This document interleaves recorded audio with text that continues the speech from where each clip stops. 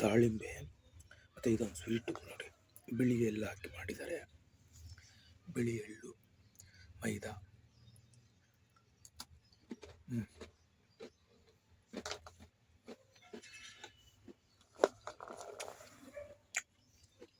ದಾಳಿಂಬೆ ಚೆನ್ನಾಗಿದೆ, ಆರೋಗ್ಯಕ್ಕೆ ತುಂಬ ಒಳ್ಳೆಯದು ದಾಳಿಂಬೆ. ನಗರಕ್ಕೆ ರಾಮೂರ್ತಿ ನಗರದಲ್ಲಿ ಇದೆ.